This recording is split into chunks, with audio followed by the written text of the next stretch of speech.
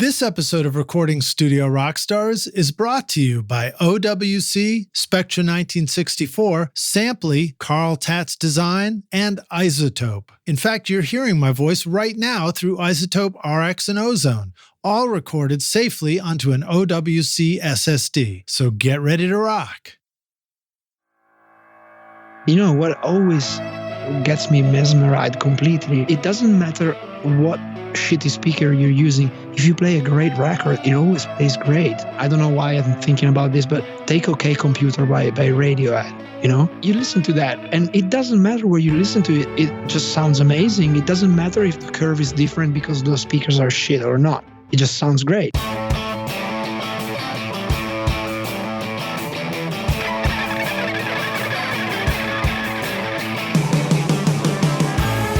Welcome to Recording Studio Rockstars. I'm Lid Shaw, and this is the podcast created to help you become a rock star of the recording studio.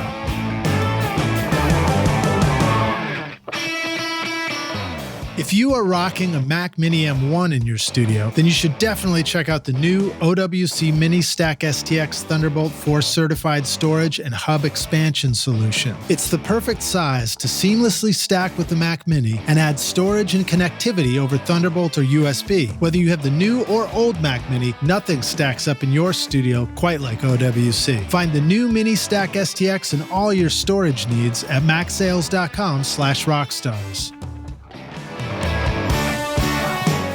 Do you need to record direct stereo keyboards? Spectra 1964 now offers the Stereo BBDI-2 with custom wound high-Z transformers for big headroom, virtually flat response, and a 15 dB input pad. The Spectra 1964 BBDI passive direct box is also perfect for recording deep bass that will make your mixes sound huge. Plug that into a C610 complementer, and as founder Bill Cheney points out, it'll move your pant leg. Get your sound moving at Spectra1964.com.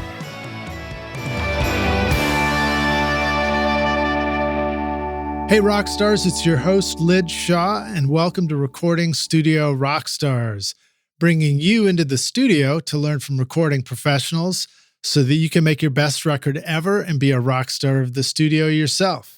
My guest today is Enrico Berto, an engineer, producer, and musician joining us from northern Italy. And I'm actually going to start this intro by reading you an email that I received a while ago that came in from Enrico. Hello, Lidge. A few weeks ago, I discovered your podcast, and ever since I've been an avid consumer of it. I love the way you make your guests feel because they open up in a way I rarely saw on other shows. Besides the great nerdy tips, they seem to be willing to share deeper stuff. Example, I now know what Vance Powell's monthly breakdown is, for example, or that huge mixers still suffer from impostor syndrome. And this is very inspiring and precious. I've been in the music industry as a session player, then a mixer and a producer for nearly 20 years. And as COVID hit, I was having a major momentum that got slowed down quite a bit. Listening to your podcast has been a great source of inspiration, and it's giving me the power to keep my head down and carry on the grind. So thank you so much for that. And then I'm going to read a little bit more in Enrico's words, describing himself. I have a vast love for music in all its genres. If I really had to pinpoint some, they would be classic rock, alternative rock, and hip hop. I make music because of a deep, almost spiritual connection to it, and making music is my passion and my call.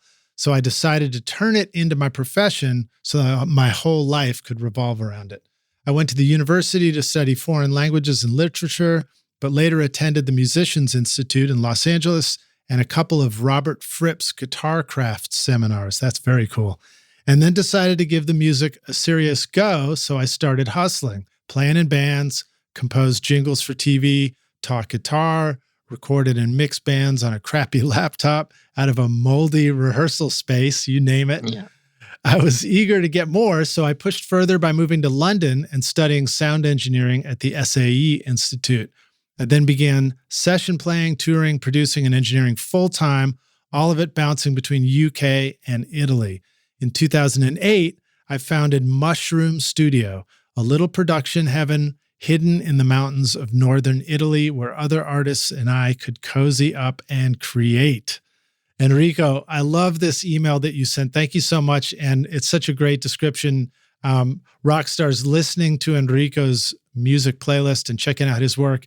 It is very cool, and it makes me want to go to Italy and go make a record. So please welcome Enrico Berto to Recording Studio Rockstars. Enrico, are you ready to rock, my friend? Yeah. I just wanted to pretend I'm a crowd, but yeah, I'm super ready to rock. Nice, man. I know you've been waiting to hear that. Enrico, are you ready to rock? Yeah, I've been asking myself, how do I reply to that for nearly like 2 months or something? So I just improvised completely. That's perfect. It's perfect. It's been great to hear you reading back my email, and I really mean every single word I wrote on that email. So that's cool. Well, it was very encouraging to me to receive an email like that. And Rockstars, I do receive a lot of wonderful emails from you. So thank you so much for sending them, and please keep them coming. What's so fun to me is just to realize that this thing we're doing here is a lot bigger than just me and my guest. It's all of us, and it's keeping the encouragement in the community going, because after all, this is why we're doing this. We just love making music, and we just want to keep making great records. And that's the bottom line, right? Yeah, for sure.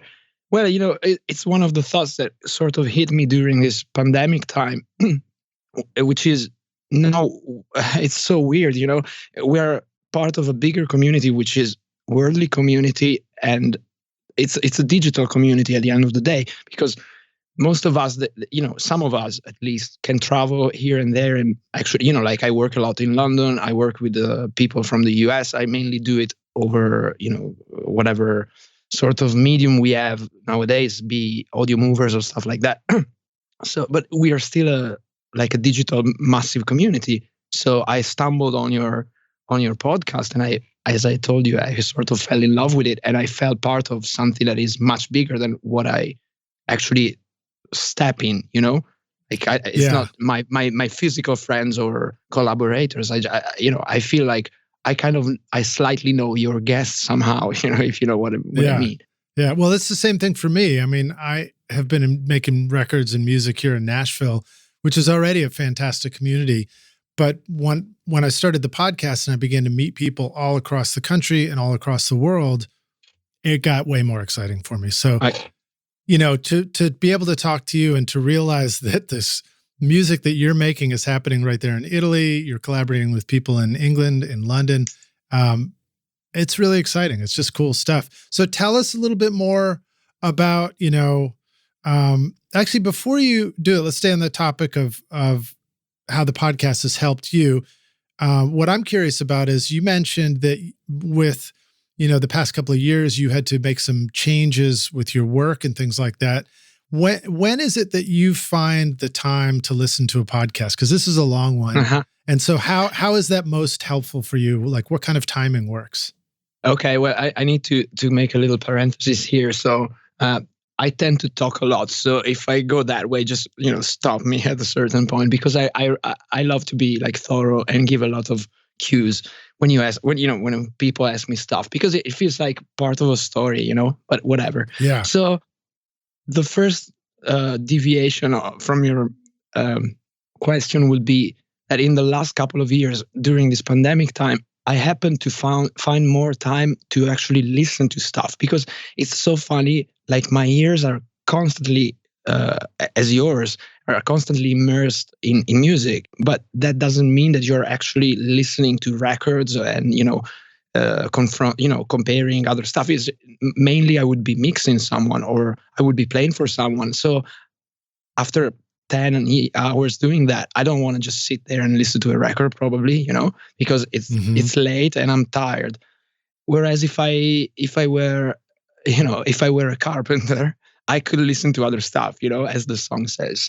So yeah, that's exactly what happened to me in this last year, which is, as I said in the email, I was gathering some momentum over some works I've been doing in the past, mainly in the UK, and it was going really well. And then COVID hit, and that kind of put my the sticks in my wheels, and So I had to go and look for a secondary job, despite doing, being a full-time musician and engineer for the better part of almost 20 years now, like 16, 17 years. And a great one. And oh, thank you. Well, maybe just recently, or maybe not even just, anyway, just joking. So yeah, I had to look for something else I have 2 kids and, I have a family, and you cannot just say, oh man, you can pay me whenever you want. I just send you the first mixes and you pay me in 2 weeks. That's fine, mate. You cannot do that because you have bills and you have stuff like to pay. So one thing that I really love doing, beside music, is working with wood. So my studio, I refurbished all of it on my own, basically. I had friends helping me, and I had a firm designing the studio and making the calculations and so forth. But I actually built it myself. So I enjoy that a lot. And I always have, since I was a kid, I had like a very close relative who taught me some stuff, some techniques and so on. So someone was looking for someone to work in their wood workshop. And I said, yeah, I can do that, and I actually could. And that's why I started listening to more stuff, because I would drive half an hour from my home to get to the place. And then I would be there for just the morning. I would just be doing like a part-time job. I didn't want to, completely change my life. Right. So I would be there sanding pieces of wood for 4 hours. And that's exactly 2 recording studio rock stars sessions, great. That's hilarious. Love it. Man, it's so funny because I was wearing protective earphones and my earbuds inside of them. And I would be left alone in a room sanding pieces of wood or vernishing them or whatever. And in the beginning, I was like, oh man, can I actually listen to stuff, or people is going to get annoyed because I listen to stuff? But then I realized nobody was talking to me. They would just call me at 10 a.m. saying, oh, dude, you want some coffee? And I'm like, all right. So I started listening to things. And that sort of opened up kind of worms, like a nice one in this case, which is I could actually write down stuff that I wanted to listen to. Oh, that record just got released. I want to listen to it. And of course, you're listening to it on earbuds while you're sending, wood. So It's not like the best conscious listening you can do, but at least you experience music as any other regular person, Yeah. And that has been such a great help for me, because it like sparked back all the passion that I have for music. So I actually now find myself listening to records after a long session.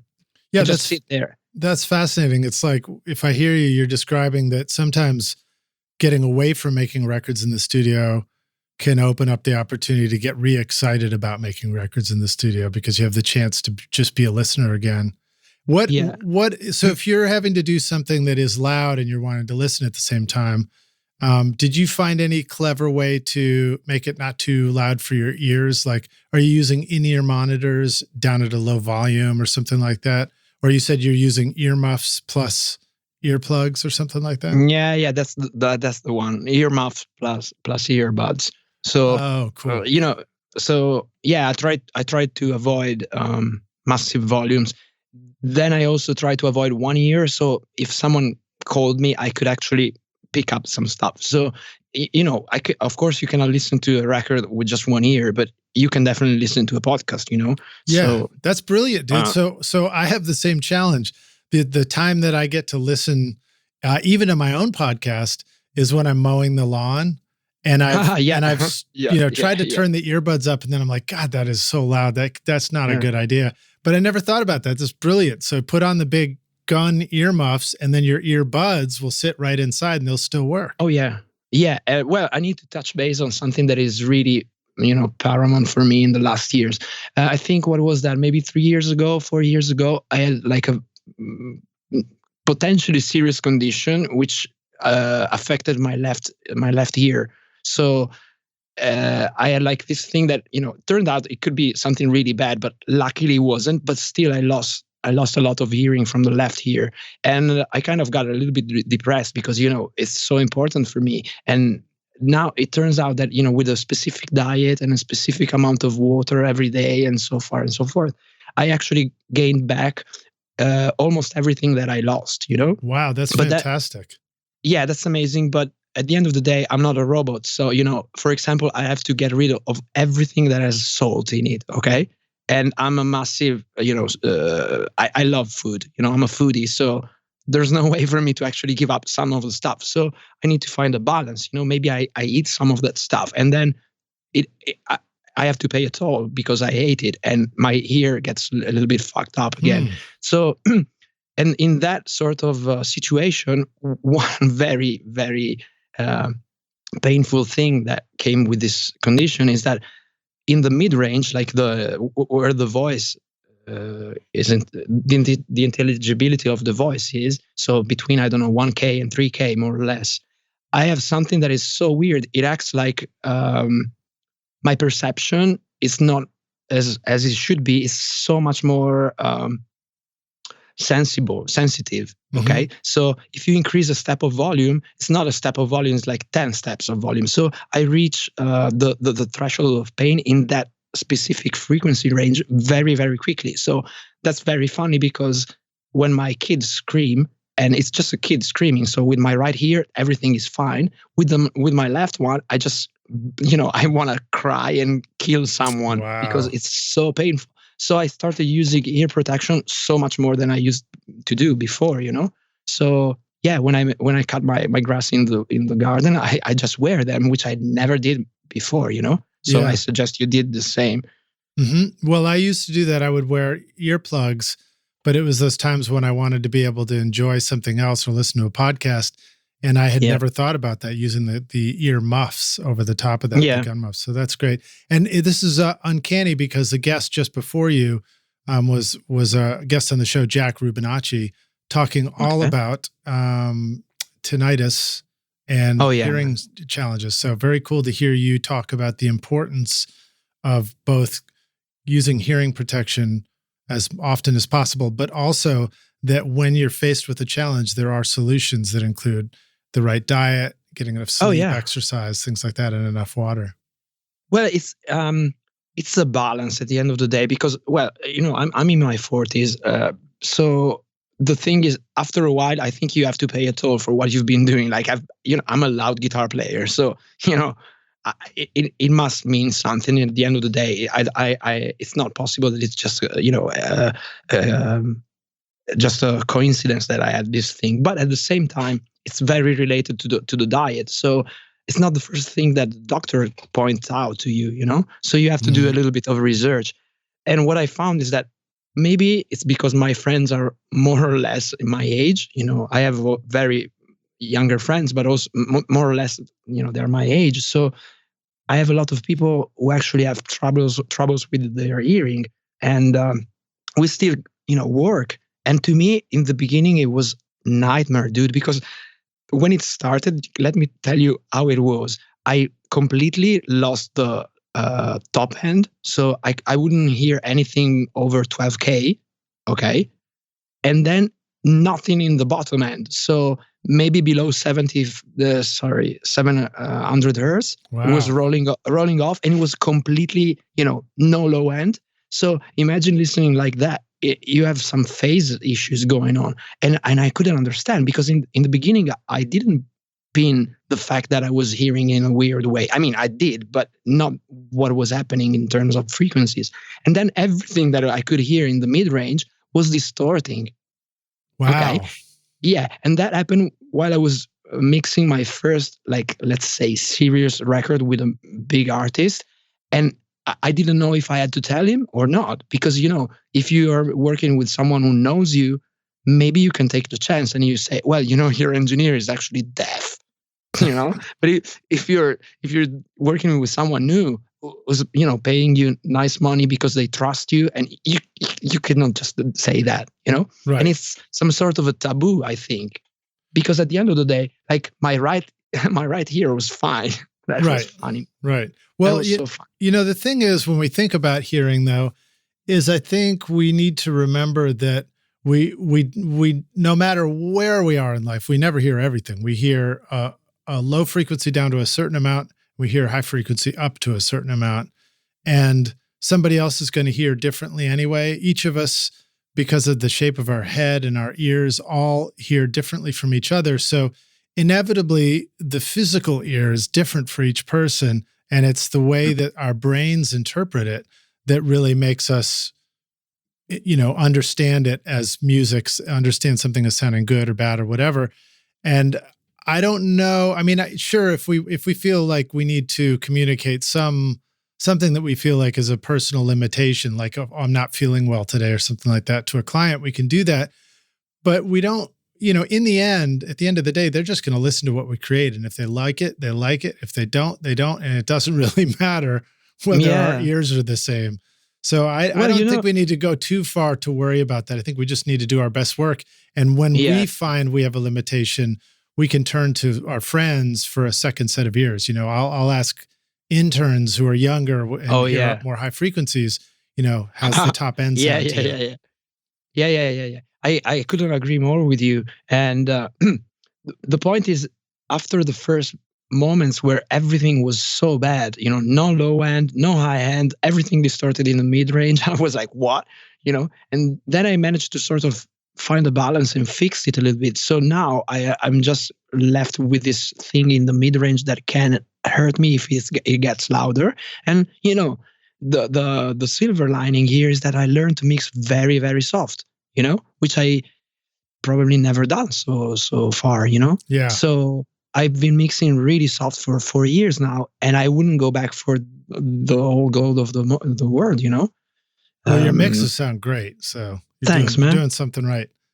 Thanks. Plus the low end and high end sounds really nice. Maybe it helps you avoid shitty mid range too, Yeah, for sure. Because some sounds for me, especially in that period, they were much louder than what they really were. So I remember mixing this tiny piano sample on this record, and it was like very mid-rangey, like imagining some sort of micro telephony sort of situation. Mm-hmm. And I was like lowering and lowering it and lower, and the guy goes like, "Dude, I cannot hear it anymore." And I'm like, "Really? To me, it's so loud." He was like, "No, dude, it's almost not there anymore." And I'm talking about a guy who picks the 0.3 dBs. So, it's not someone who gets mystified by stuff. And I'm like, all right, then I have a problem, but it's funny. So yeah, once I sort of shed some light on the diet and things that I need to look after, then it's my choice whether I want to look after it or not. Sometimes I just don't, because I rather have that nice, I don't know, steak with a lot of mustard, whatever. Before your band hits the studio, it's smart to have all the songs and notes in one place. But setting up a shared cloud folder can be frustrating. There's always somebody in the band who can't seem to log in or wants to use a different platform. Not so with Samply. It's easy to add collaborators to a project so the whole band can upload new songs and make comments before the session. Just upload your voice memo or mix and start collaborating. Sign up for your free account with 2 projects now at samplyaudio.com, or use the coupon code RSR20 to get 20% off the first 3 months. With so many game-changing iZotope plugins to choose from, deciding which one to buy next could be a bit of a challenge. But did you know that now you can have all their plugins through iZotope's affordable subscription bundle, Music Production Suite Pro, for only $19.99 per month? Get your Rockstar extended 30-day free trial subscription now at iZotope.com/rockstars and use the code ROCK10 to get 10% off any individual plugin purchase. All right, well, cool. Well, let's talk a little bit about your studio too, because you have a beautiful place called Mushroom Studio, and it was very cool to hear you tell the story about learning how to build that yourself and, doing carpentry work. So tell us a little bit more about building your studio and tell us about Mushroom Studio, because it's a gorgeous place. I suggest you click through the link, Rockstars, in the show notes, because the first image I saw was just beautiful, summer fields and flowers and grass and rolling hills of Italy and mountains in the background. And I want to go visit. Yeah, well, you're more than welcome at any time. Tell us about the studio. How would you describe the layout? Okay, so Well, the current layout.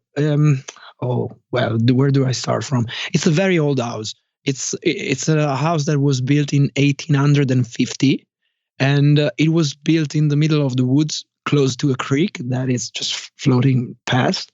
And it was used as a tuberculosis sanatorium. Okay, so people would get here to get better, basically. And I think I sort of picked up that energy because it's so soothing and vibey. There's no other way for me to tell you that. Mhm. And so the house is divided in two chunks. They're connected, but they're separated. I mean, like you have to go out of one door and into the other one in the garden to go from the studio to the other side, which is where I live with my family. And the studio is on the first floor, and on ground floor I have a couple of rooms, which is like the kitchen and another little lounge, and it's more of a accommodation sort of situation. And upstairs, the studio is not that massive, you know. I have a control room that is, you know what? Okay, you need to help me here with measurements because I would say it in the European ones. So it's 5 meters and a half. So that would be what, 20 feet more or less. 15 to 20 feet. Yeah, I think so. Yeah, 20, roughly 20 by 20. Of course, it's a square, so you have to imagine that. And then I have another room which is half the one dimension is half of the control room, so that would be 10 feet by 20.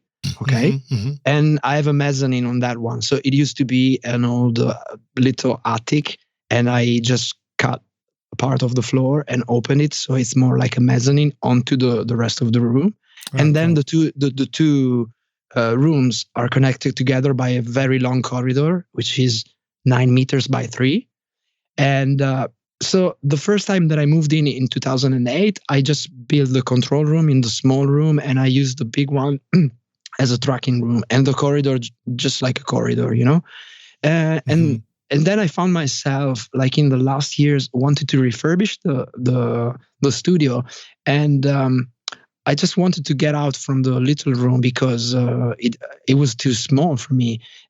Because the way that my work has developed over the years is I mainly mix and produce. Okay, so most of the time I would be on my own in a room that is so small, whereas the big room would be, you know, left empty.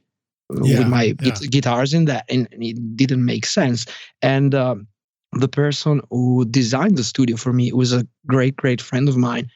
He came over, and I told him what I wanted to do, which my idea was to actually put the desk in the corridor. Okay, so make a very long and narrow control room and have two different tracking room. And the guy went like, you know what? I think you need to move the desk in the big room and just chill out in the big room. And I'm now you have a pretty cool desk, really cool console. So tell us about that. That's a Neve VR 36 channels. I bought it in 2009. It comes from London, and I bought it from Funky Junk London. I think it was in Townhouse Studio, but I might be telling you some bullcrap here. I'm pretty sure though, but you know, don't take me on that one. And you've got flying faders automation on there or something? Yeah. Cool. It does. Yeah, you know, I bought it and I thought, okay, I'm gonna give it a couple of years, you know, and if that's too much to handle, I just sell it.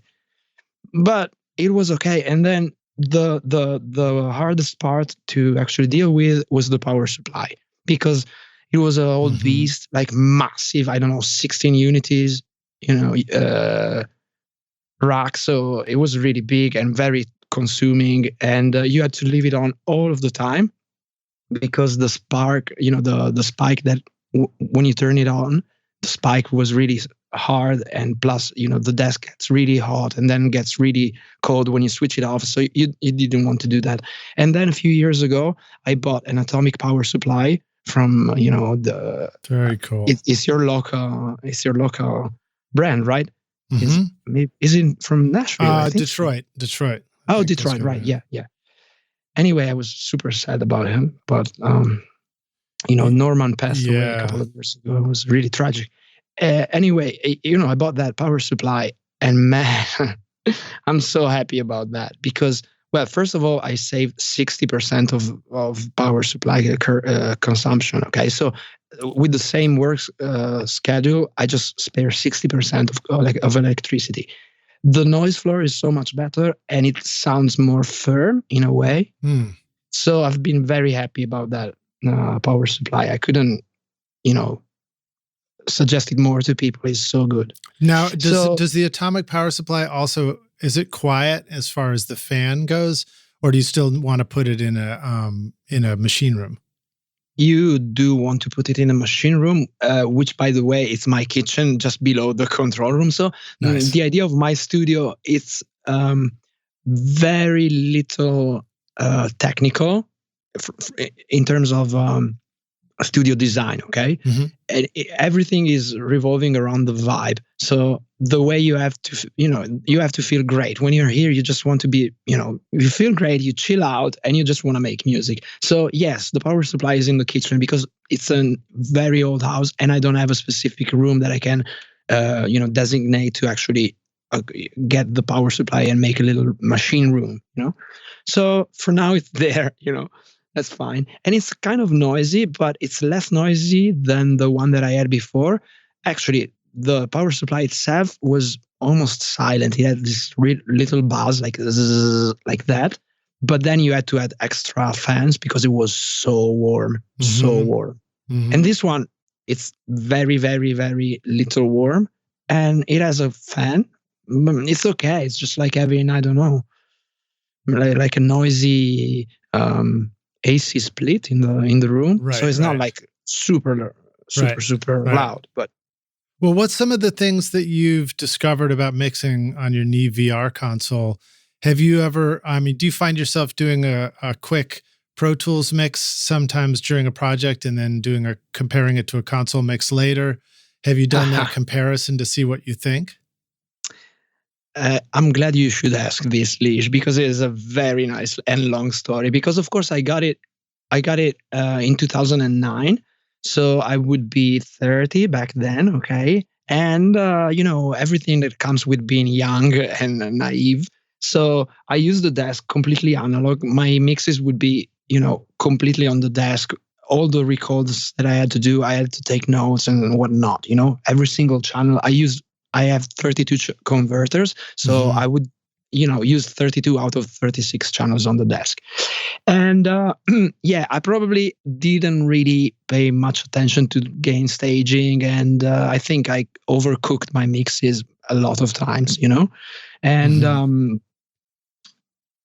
it was total nightmare to actually jump from one mix to the other because of the recall, because this comes with the flying faders, and there's an option to have total recall, which is like it's a system inside flying faders that shows you the value you have to put the knobs in, but then you have to have physically move the knobs, okay, for the EQ on the board and the compression.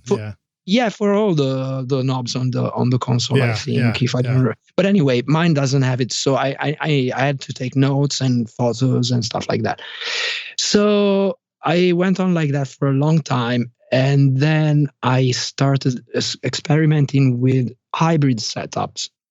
So recently, the way I mainly work, because sometimes I just snap out of this trend, I just premix on Pro Tools in stems, and then route the stems on the desk and do all the summing on the desk. Then I have some stuff that it's mono. So for example, kick, snare, maybe main voice, whatever, you name it.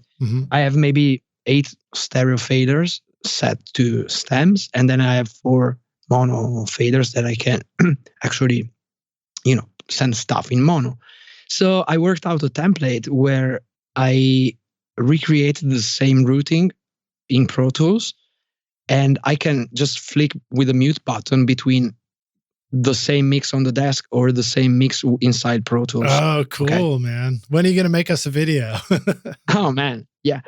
Actually, let me think. Maybe I did it, or I don't know. Yeah, but I can do that. It's really cool. I was thinking about it, like I was experimenting with that, because the only problem here is that when you have the faders in front of you, it's so much nicer to actually make levels on the faders. Yeah, so what I do, especially with flying faders, you just touch it and go, and it's just like you don't even think about it.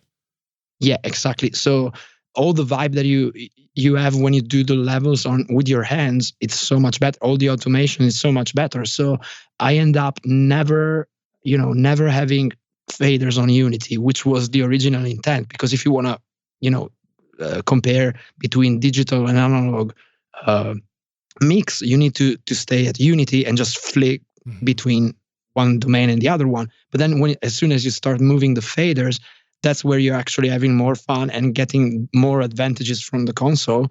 And that's where you stir away from the digital thing, which is still at Unity, So it's interesting what I do, because that one thing that I learned recently is that my desk, it's not always the best solution for the mix that I'm,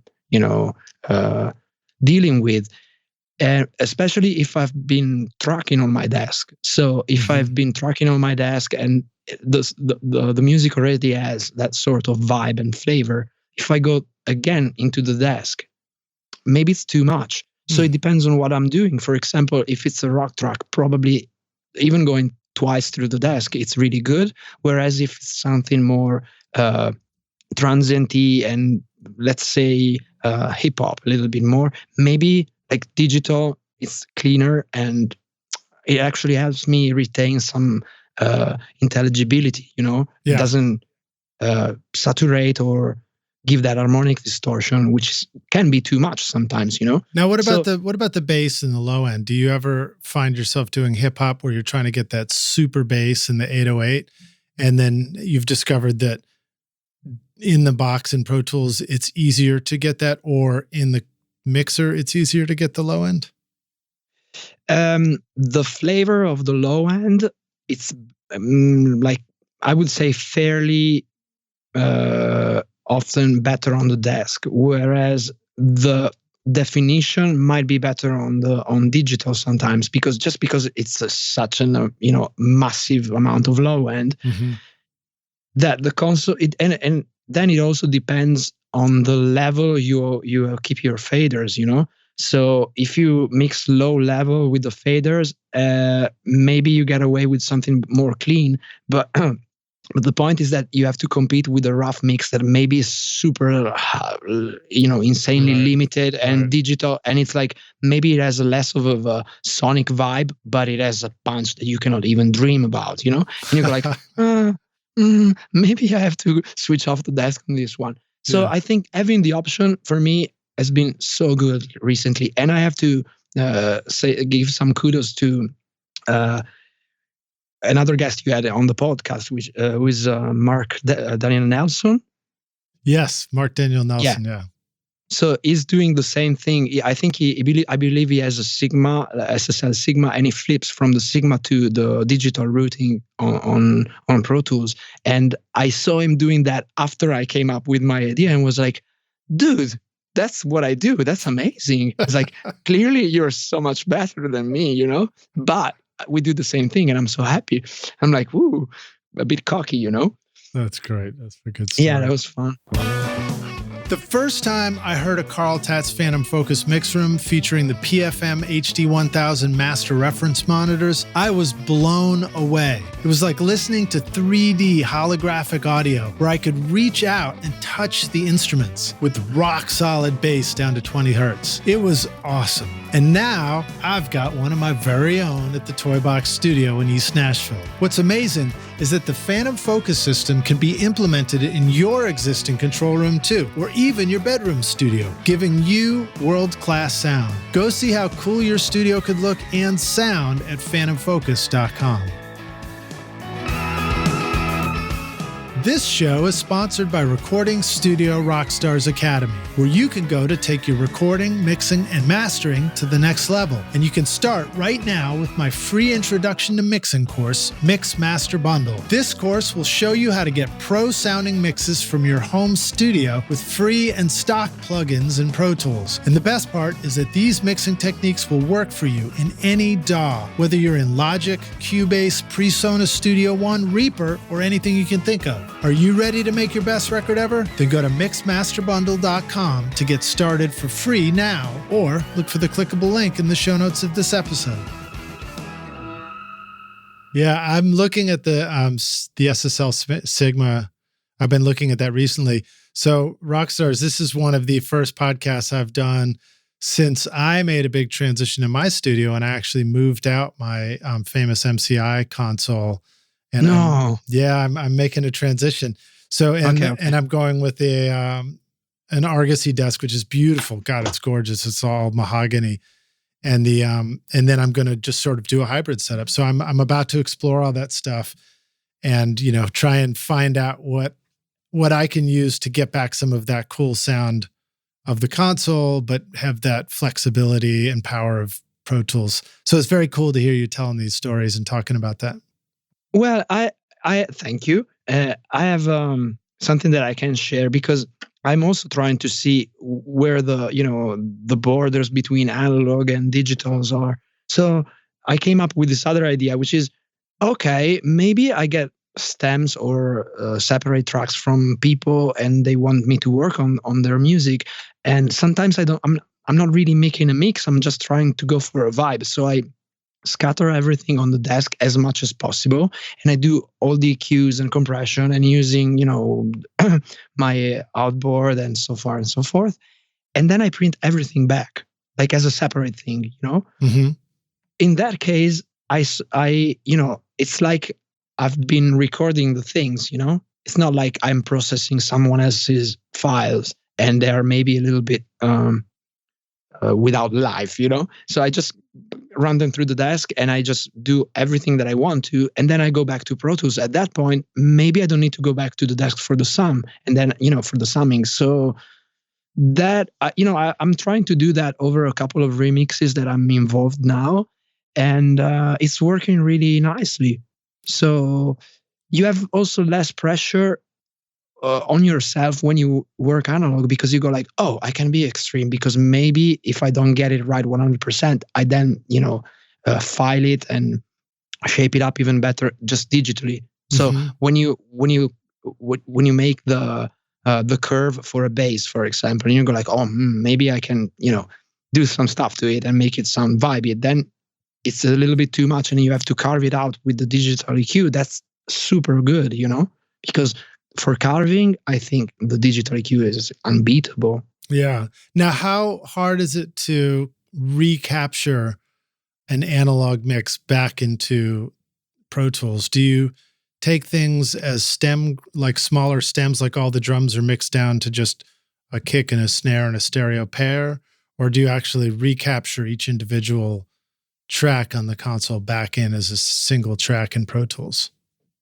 I do both. It depends what I'm doing. So I would be working on a remix, and I like what I did, and I felt bold, and I went, okay, I just process the drums as a stereo and an extra kick, And sometimes I just don't even want to use my brain, and I just go and I print back everything, like separate. I just process everything on the board and print it back, and just get the sonics of the board. Now, is this because the Neve VR is so flexible and it has a complete, routing matrix at the top of the board where you can route 24 or 32 individual tracks back to something else? Yeah, that's definitely the case. I mean, yeah, you probably need, I would say, at least like 8 passes to do some nice stemmings, and maybe the direct output for each channel if you wanted to keep everything separated. But yeah, the VR is super flexible because you have a large routing matrix on the top and you can route anything anywhere, basically. Mm-hmm. Well, that's cool, man. That's exciting stuff. Now, one of the challenges for me when I decided to let go of my analog mixer and try and transition to more of a hybrid thing was in my studio space. I just felt like there wasn't quite enough room to have a mixer there front center and be able to use it the way I wanted. And it's interesting to hear you talk about going and moving your control room to the big room, because maybe, I don't know, maybe you found that there was a little bit more room to move around and have a big mixer and still have all the other stuff you wanted. And I don't know if that was part of it. Oh yeah, it would 100%, because you see, now maybe as a mixer, I have even too much space for me, because the room, it's not so big in terms of floor plan, but it's quite high, so it's really really comfortable, and I really love it. And also I have all my guitars in here, and my Fender Rhodes, and everything is connected. So I have a small vintage Fender Vibro champ that I use in the room, and then I have all my heads in the room, and I have the speakers outside somewhere else already mic'd up. So every time I want to record something on my own, it's super plug and play situation, That's great. And that's cool. yeah, that has been like amazing, and I need to make that even better and better, which I'm doing, but it is taking so much time, because the thing is that it's trial and error. You just do some stuff and you go like, oh, I know what I want, and that's easy. But then sometimes you don't know what you really want. You need to understand what you want, so you need to try stuff and go like, oh no, I don't like this one, I need to move this thing to another room, or so yeah, I've been really happy with the main control room. Yeah, I think that's a good reminder for us rock stars. So when I think about different styles of studios, and I've talked about this on the show before, I remember years ago, being told that this idea of, oh, do you want to build a studio like a traditional, or like more like a writer's room? And I was like, what's a writing room? And it's like, oh, it's the kind of control room where it's so spacious that you can have your instruments around, as well as your ability to mix and create things, because you're going to be playing a lot of your musical parts right there in the control room space. Again, a recent guest was Jack Rubinacci. He was talking about working at Real World Studio, Peter Gabriel's studio, and a small one. Yeah, and apparently that's a huge control room, right? And I haven't been there, but I'm guessing that when Peter built it, he probably thought, I like to play a lot of instruments and have them around, versus a very traditional studio setting like like Motown or Abbey Road, where you picture the very, very small control room where all you want is a pair of speakers and a desk, and everything musical happens out in the other space. So I think it's just a good reminder to us rock stars, when we're putting our home studios together, really break down how you think you might want to work, and that'll help you understand, because a lot of us might end up making the same decision you did, Enrico, and automatically saying, oh, the small room has to be the control room and the big room should be the room that can have the drums in it. And you may want to do it different. You may even want to have the drums in the control room. Oh yeah, man. Yeah, 100%. My first setup as a studio, it was back in 2002, something like that. And it would be in my parents' basement, okay? And it was a single room, and everything was in there. So I didn't have a desk. Oh, actually I had, but I did, but it was a small one, so it didn't really take away a lot of space. And I had everything inside the room, and it was total nightmare when I was recording other people. So if I had to make a drum set, I had to do it on headphones, and we had to do like a test take, and then listen to through the speakers, and maybe change, like nightmare. All right, but everything that was revolving around me and me being creative, it was amazing. And what I did do in 2008 when I moved here to Mushroom Studio is I sort of wiped out everything that I thought was good, thinking, oh, now I have a proper place, and I can have a big room, to track in, and another room as a control room, and blah, blah, blah, blah. And I didn't give myself space in terms of who I want to become, like, do I really want to become a studio owner? And 12, 13 years later, my reply is no, I don't. I don't really care. I really want to be in a space that makes me feel great, and I just want to make music, and I don't want to go away from this place. But if I had to, I wouldn't be stressing out too much, because I need I just need a nice place, and I need my guitars, which I can take with me. That's great, man. I love that, dude.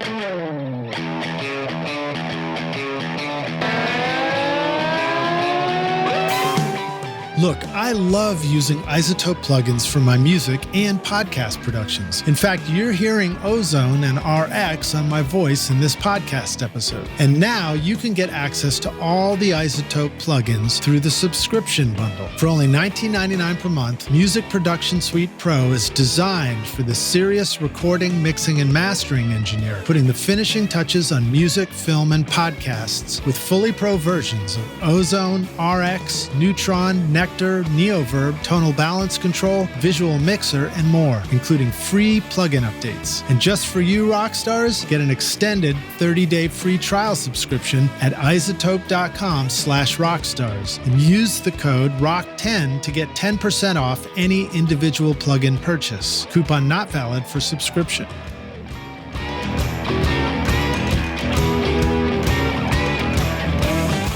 So you just finished an awesome mix and sent it off to the band, but the singer texts you with lyric changes, the drummer emails you wanting a different fill, and the bass player DMs you about a wrong note in the chorus. But which mix version were they talking about anyway? Don't you wish there was an easier way? Samply comes to the rescue as your ultimate mix assistant, streaming high-quality mixes so that your clients can easily listen and send notes from their mobile phone on the road or the computer back at the studio. All mix comments are time-stamped directly onto the correct mix version with no confusion, and everything is easy to find in one location. No more missed mix messages from the band. Phew! Sign up for your free account with 2 projects now at samplyaudio.com and use the coupon code RSR20 to get 20% off for the first 3 months when you're ready to upgrade.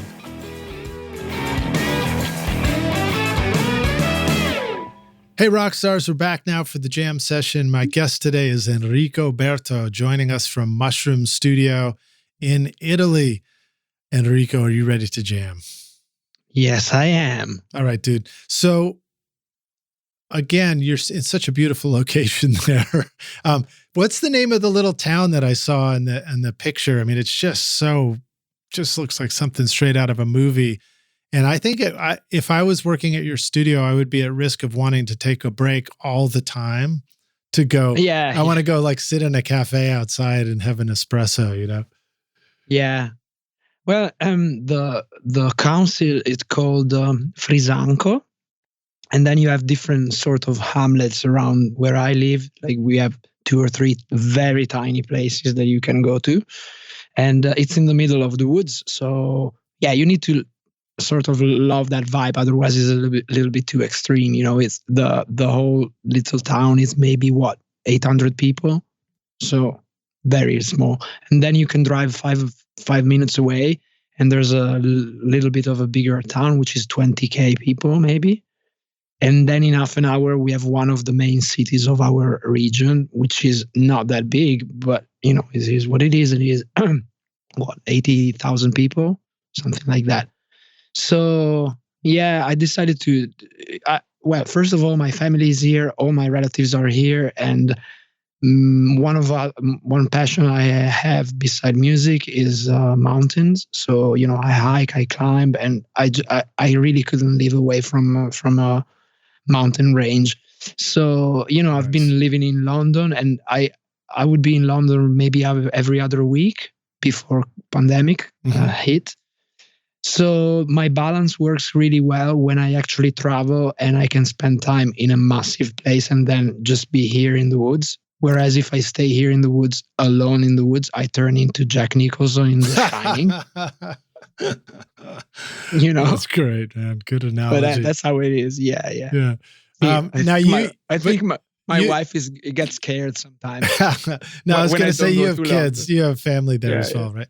That's great. How far away is London for you to be able to do that kind of commute? And are you going to London to go work with artists and record and then come back? Yeah. Well, yes. Well, London is 4 to 6 hours away from me. So it's not like, you know, for example, in terms of what your distances in the US are, it's not that much, that much. And that would be a drive in a car? I would think so, you know. Yeah. I would wake up in the morning, go to the airport, and, you know, in the afternoon I would be in London, you know, or for sure for a session in the evening, you know. So, and I have so many friends, because I lived there for 7 years in 2 different chunks, and on my own and with my family. I just moved there with my wife, and back then we just have one daughter, and now we have also a boy. Mm-hmm. And I love it. It's like I really enjoy that city. And to me, I'm not a great fan of middle compromises in the middle. So it's either a massive city or it has to be like nowhere in nowhere in the middle of the woods. Nice. Otherwise, it just doesn't work for me. If I spend some time in the city around here, like half an hour drive from here where my friends live and everything, I can be there for a night. But if I had to live there, it would be too small to be a city and too big to be like a quiet place, All right. Well, let's talk a little bit about what it's like to have a studio in a quiet place too. You can't drive to the store to go pick up, music equipment and studio equipment. So is it challenging to run a studio when you're far away from things, or is it so easy now because everything just gets delivered to your door? I would say both of them. It's quite hard. And probably when I set it all up back in 2008, I was a little bit too naive, thinking, I'll be in the middle of nowhere and I actually will have people coming over and enjoying it. And it's actually happening, when people fly from wherever and they get here and they go like, oh, dude, this is amazing. Like all my friends in London, they go like, if this was in London, you would be paying like shitloads of money to actually access to this. I'm like, yeah, I know. That's why, I couldn't move the desk to London because it would have been too much. So, like a room like mine in London is what, maybe 3,000 a month. So your turnover needs to be, dense. Otherwise, it doesn't make any sense. And then you have to pay a rent for yourself and your family. I just want to share this with you. When we lived there with a 2-year-old daughter, we would be living in a studio flat. Okay. A studio flat that would go out for what, 1,800 euros a month. Mm-hmm. Okay. And, it was as big as my toilet back home here where I have the studio. So I'm like, every time we came back, we all went like, Jesus, this place is massive and amazing, and then you can walk out and you're in the middle of the woods. So you can, you can go for a walk or whatever. But yeah, it has a lot of challenges because first of all, yes, the shops, they're not close by and they have a very tight schedule. So if you're late, you're late. It's not like it's 24 hours or whatever. Right. But yeah, I mean, I still get deliveries from Amazon and Thomann, which is a massive European shop for music in Germany. So, and then I get a lot of stuff from the UK, and so I don't really miss anything, But yeah, it can be challenging. Sometimes I have people over and. The crowd that really enjoys this place, it's a crowd that doesn't really need distraction, Right. Because if you want to go for a night out after the session, this is probably not the place for you. Yeah, this is the place for someone who wants to be in the session and at the end of the evening just roll 6 blunts and just pass out drinking nice wine and having a conversation. That's the place. So now I know why it's called Mushroom Studio. There you go. What about some of the challenges of getting, you started to talk about, but getting the musicians, the artists to come to a studio? Obviously, if you're able to record them in one place, then come back to do some overdubs and mixing, the artist can, interact with you through the internet. But for the times where you want the artist to come visit, have you found that to be hard to do, or do you find that it's not so hard because people are going to dedicate time for recording anyway? So now this just makes it, you just go to the place to go record and then they go home afterwards. Yeah, I would say it's halfway house because it depends on the budget and commitment of the musicians. Because let's say, maybe if we're dealing with a very independent and low budget project, then the guys would probably be working on a day job and they would probably not be able to fly here. I'm still thinking about UK mainly because that's where my job comes from mainly. So that would be probably more the case of them sending me stuff and, you know, asking me to mix a song from here, you know. But then luckily, like my clients now sort of seem to shift on a higher level. So now I'm dealing with bands who are professionals. So they can actually come over and be here for a week. And then it's just a choice of, oh, do we need to do that? Do we want to do that? Is that, you know, so yeah, I would be probably tracking somewhere in London and then maybe we can do some overdubs. And most of the time, at least one person in the band has a studio. So maybe, you know, we do the vocals at their place. Or maybe they come over to do the final tweaks of the mix, or, you know, whatever. Of course, the pandemic and lockdown hit me pretty hard because nobody wants to fly during a pandemic. You know, right. Now I went back to London after 20 months, which is the longest period I've ever been away from the city. I went there. What was maybe a month ago? Sorry, and so. Yeah, it has been hard to actually get people come over. But then when people understand the vibe and the situation, they're more willing. So I think the main issue here was communicating what I'm offering. So I think there was a moment in time between maybe 2008 and 2011 and 12, something like that, where I was pushing the place as a studio. And maybe as a studio is not so state of the art to actually, you know, fascinate you into coming all the way from another country to here, you know. But then if you throw into the equation that you might want to work with me for any reason that you might want to work with me for, then the game changes, because you know, I can come to you and you are willing to come to me just because you want me, not the studio. Right. You know what I mean? Yeah. So, and I wish I had understood that a bit earlier, because I think, you know, it's not a regret. I'm happy, you know, about what was happening and the way it is happening. But probably if I had understood this a little earlier, I would have dealt with things in a different way. And I think changing the layout of the studio sort of made me understand better what I wanted to do with my career, you know? And then it's debatable if I changed the studio because I was starting to know what I wanted to do with my career better, or the other way around. By changing the studio, I had I had an epiphany or whatever. Yeah, well, I think it's a good reminder what you say about, you know, remembering that what we bring to the table that is most unique is ourselves. And it really should be the thing that we bring to a project that is most valuable too, because, you know, it's our musical abilities, our production abilities, our ability to mix and hear things and make it worth working with us. It's not just the gear, not just the studio.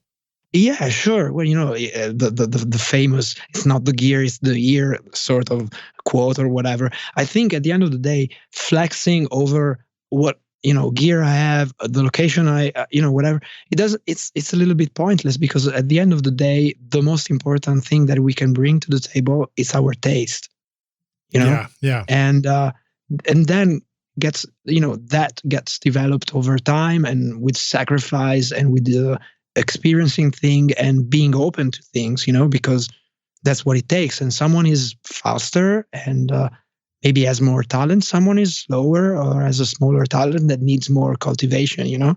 Yeah. Well, let's talk a bit about some of these amazing records that you've got in your discography. Oh, thanks, man. Speaking of taste. So one of them, Premium, hopefully I won't mix up song titles and album titles and band titles, but Premium Mediocre Animal House has got a great indie rock drum thing going on. Reminds me a little bit of the Strokes, I think partly because of the singer as well. Talk to us about how you recorded that record. What are some things that you like to do to get that sort of a drum sound? That's very cool. You should ask, because I didn't record that record. All right, I good just enough. mixed it. Yeah. How did I you just mix it mixed to keep that cool sound then? Well, well, let me give you a little bit of insight. So the Animal House, they're a collective who moved from Australia to UK, and I met them in a city venue in London, and I was like, dude, these guys write tunes like massive bangers, They, I don't know, they just get into your head. In mine at least, I love them. So I tried to work with them for such a long time, and then one day, Jack, he rings me up and he goes, dude, yeah, I'm gonna give you some stuff to mix. Are you up for that? I'm like, sure. They're recording in the rehearsal space. They live in Brighton now, and I've been there with them once, and it's a very moldy, shitty rehearsal space under an arch or whatever it was. Nice. But the guys have a sound, and they have a very, very strong vision, so they know what they want, which can be daunting, sometimes. But I learned to actually appreciate that so much, because when an artist has a very, very strong vision and you lean into it and you just play with it, instead of fighting the vision because you think you have a better one, you actually gain a better result in much less time. For example, they don't want me to use anything on their voices. They don't want not even a tiny splash of delay to make the voice sit better in the mix. They just don't. That's great. I love it when an artist is bold like that and just says, turn off all the reverbs, turn off all the delays. Yeah. Then you don't have to think about it anymore. Yeah, exactly. Because in the beginning, I would say, oh man, it sits so good in a mix. Why do you want me to? No, I don't want it. And I'm like, it's your mix. Fuck it. Let's do it. And then I didn't even reach for a delay. So it's the time for the voice. Okay, maybe a little filtering or whatever. That's it. Done. So going back to your question, those mixes are purely analog. I didn't use the hybrid setup on that. So it's a very, very limited track count. Okay. So they are drums, bass, 2 guitars, voice, backing vocals, and then you have a solo with maybe a few other licks here and there in the song. Okay. So you have 7 instruments, and the drums have maybe 5 tracks, and Jack runs a little Pro Tools rig. So he prepares everything already like nice and neat and color coded and markers and everything, and just sends it to me.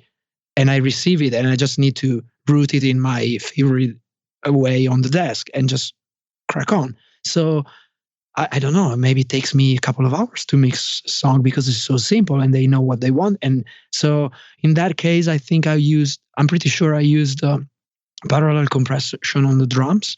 And I have a couple of decking FET 2 compressors, which I love. And they give you this very tight mid-range, and that on the drums, they were really good. And then what did I use on them? Everything else was board EQ.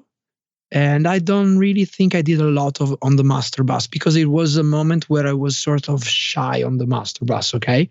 So I think I did very little on the master bass of that record, even because it was going to vinyl, so I didn't want to mess with the dynamic range too much. Yeah. Now, what about using a rough mix as a reference? Did you find that when you're mixing a project for a band like this, that they send you a rough and you like to have that right in front of you so that you're improving on it potentially, but you're not getting too far away from the vision of the music? Yeah, 100%. In this case, I didn't even have the rough mix because the rough mix came into the session. So if I pressed play on their session without routing everything on the desk, that would be the rough mix. So and it's such a very cool place to start from, because, sometimes artists love their rough mixes, but then they send you super dry stems or separate tracks. And you have to start by recreating the rough mix, which is the most pain in the ass you can ever imagine, because it's not your mix and maybe you have another vibe. Right. Yeah, so I was saying sometimes if I know that the artist is very happy with the rough mixes, I rather start from stems that already has the vibe, Yeah, yeah. The STX 100D from the Spectra 1964 Custom Shop is the big brother to the now famous STX 100, a fully discrete mic pre with dual transformer isolated Spectra 101 amplifiers. The STX 100D is exactly the same original circuit found in Stax, Ardent, AdVision, A&M, and Record Plant recording consoles. The sonic performance is identical. Best of all, it will plug into a single space of your standard 500 lunchbox. And if you want to add the sound of the famous Spectra C610 complementer, then check out the new STX 600 modules, combining the STX 100 mic pre and C610 in a single 500 module. Now you can get that same incredible sound in your studio that worked for famous producers like Tom Dowd with the STX mic pre's, BBDI, and complementers. Go to Spectra1964.com or call 801-797-0642. OWC now brings you the Mini Stack STX, the world's first Thunderbolt 4 certified storage and hub expander, perfectly sized to seamlessly stack with the Mac Mini and the ideal storage and connectivity companion for Thunderbolt or USB equipped computers and devices. With a universal SATA HDD SSD bay and NVMe M.2 PCIe SSD slot, you can expand your Mini's storage capacity to gigantic proportions. 3 Thunderbolt USB-C ports enable you to connect millions of Thunderbolt, USB, and future USB 4 drives, displays, AV mixers, cameras, and tablets, as well as desktop accessories like a keyboard, card reader, or mouse. Now the possibilities of how you can use your Mac Mini are limited only to your imagination. Find the new Mini Stack STX and all your storage needs at macsales.com/rockstars. All right, well, very cool. So on a totally different kind of style of music, Slick Talk, Defcon, Lawless, some great hip-hop in your playlist there. And I wondered if you wanted to talk more about what you've learned about hip-hop. You already talked about, being careful about choosing the desk versus Pro Tools. And I think you were saying that the desk can give you a really cool treatment of the low end, but the Pro Tools can retain a sort of a clarity in the high end, you're saying, or something like that? Yeah, I think when you have a lot of low end, I feel that sometimes it gets muffled in the desk, and you lose the clarity of some low transients, and you don't want to lose them in hip hop. They're all about the transients, so. Sometimes the desk is actually counterproductive. Sometimes, not that often, luckily. Otherwise, I would be crying over the money that I spent over it. Right. Yeah. No, I'm joking. Anyway, so Slick Talk. Well, that's a very, very good example of rough mix love. Let's say, Defcon Lawless is a guy named Aaron, who comes from, he is actually from the US originally, but then he moved to the UK and is a friend of this very good collaborator and friend of mine, Russell from Band of Skulls.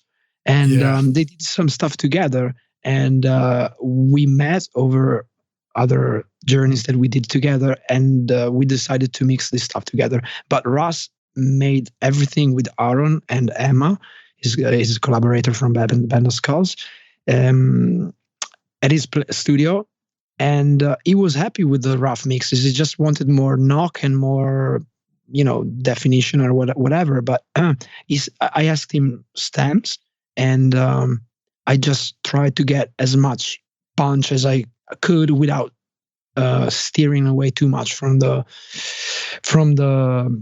rough mix, which was, let's say, some sort of it's sort of blink the eye to classic, old school East Coast hip hop, So it wasn't like super, super massive low end in that case. It was more of a knocky drums. Actually, he played the drums, so it was a sample revolving around something that he played. So yeah, cool stuff. When you talk about retaining the punch too, it reminds me to ask you, about your monitors and what do you like to listen on, and what's a process for you about determining, okay, this sounds the way it's supposed to sound right now? And do you have other places that you like to go check your mix as well? Yeah. So I'm in a situation where I really want to transition to new monitors, which would be ATC 25 in my case, nice. or any Are other those the 20, big ones? No, the 25 they have, I think they have 8-inch speakers. They are 3-ways, and they're I am actually thinking about 3 models. The 50s are a little bit too big for my room. And then I'm actually thinking 25 or 45. I need to have them in the room as soon as I can really, afford the bill. I just, get all of them and just choose the one that I prefer. Nice. Right now I'm using PMC 228 and NS10s. Okay, cool. So, yeah. So, and I came from Mackie's, what was the signature? HR 824s or something like that. Yeah, 824. Yeah. So when I moved from the Mac's to the PMCs, it was like I removed some corks from my ears. It was like, oh, now I understand what's going on in the mix. That was really nice because Right. the Mac's they're good, but they're very colored, so it's a little bit too much. Yeah. And now I'm in a space where the PMCs, they're really nice. I really enjoy working on them. Again, I mix really low and they're really good with dealing with low volume, okay? But they are a little bit too pretty, So they have a bump, maybe at the top of the 100, so maybe 190, 180, 200, somewhere around there. So you always have to be cautious that you are probably boosting or cutting a little bit too much because you have a bump there, so maybe you're being a little bit too protective. Whereas if you didn't have the bump there, you would probably. I love that area of the spectrum, okay, but I never know if I'm doing it, overdoing it or not because of the speakers now. So I go to that area on the NS10s, which is funny because they don't have a subwoofer, but they are very good with translating the knock of everything.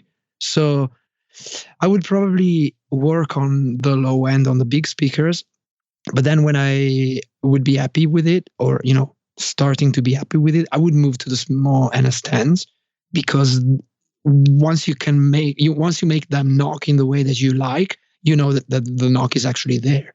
That's interesting. Yeah, I used to work on NS10s for a long time, and then I blew mine up, and I haven't replaced the woofers yet. So I'll probably do that and have them as an additional set of monitors in my studio. I think in my case, I came so late to the NS10s. I think I came to the NS10s what was maybe 4 years ago, and I just really wanted to, I wanted to take a snare drum and just bang it on my head because I was like, dude, how could you have done this? How, you should have got this monitor so much earlier. What about your amp? How important was it to have the right amp for the NS10? Oh, that's a very cool question. And you catch me unprepared on this one because the first set of NS10s that I got came from this really good friend of mine who I really admire. He's a great engineer. He lives maybe 1 hour away from me. And he's a super nerd and he knows everything and he takes pride in reading and studying and everything. Whereas I'm I'm a little bit more of a hippie trippy musician rather. I don't really consider myself like a technician sort of, guy. Mm-hmm. So this friend of mine had an extra set of speakers and he said, okay, and he would come here to the studio to do his tracking because he only has a mastering and mixing room. And he gave me this set of NS10s with an amp that I need to look into. The name is something with WAW something, or I don't remember now. Yeah. Okay. Yeah. It was like 300 watts. Okay. And he made a lot of researches on amps and he came up with this specific Yamaha one that is massive and he has back in his place. And then a Bristol, maybe he told me. Yeah, Bryston. That's what I have. Bryston, yes, right. And then this other one, which is like slightly cheaper, but really good. And I've been using that for like 4 years. Now, like a month ago, I had an opportunity of getting a pair of speakers from a person that I know. So I bought them off of this guy, and they came with the original tiny Yamaha amplifier. And my cool. friend asked, so he said, well, now that you have yours, can I have everything back? And I'm like, yeah, sure. So I gave it back to him, and we A/B tested the two amps.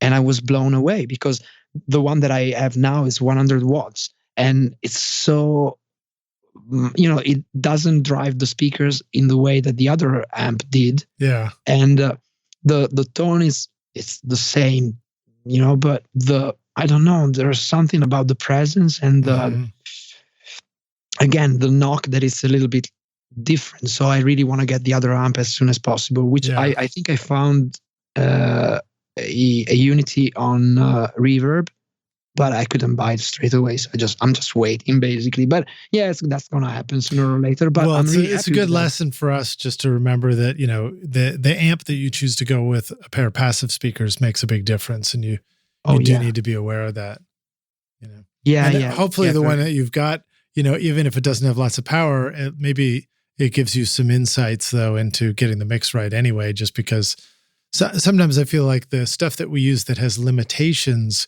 can be really helpful because you bump up against that obstacle sooner, and it helps I'm going to have to dial this frequency back or this dynamic back. Oh yeah, because that I often think that maybe you and I and all the rock stars are used to listening to stuff in like nice, or studio monitors or nice speakers, or we are audiophiles and we have nice stereos or whatever. But the regular jack just goes out with a boombox or with, their phones or whatever. So they don't really care about the majority of things that we're looking after. And it doesn't mean that you don't have to look after those things. Don't get me wrong, but you know what I mean?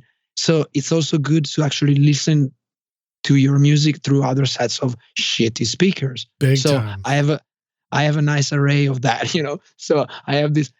I need to share a photo with you in the next hours or whatever. I have this tiny Logitech computer speakers. I probably paid £15 for those. Like really cheap stuff that you plug with a mini jack to your PC just for whatever sake. So I use that, and that's really helpful because that would be the way a lot of people will listen to music. And so there's no point for me to actually have like a very, very, very, very low end kick if then people don't listen to it, And what's the point? Big time. And I have, I'm trying to think of some of my alternate speakers. I'm looking at a pair right now that I have on my desk. Yeah, the Bose Companion 2 series, which are computer, speakers. And, they're pretty cool. And then I have the, the little KRK 4-inch and 5-inch, the real small ones. And what I've found about speakers that size is they give you a great deal of insight into like the 200, 250 range, something like that.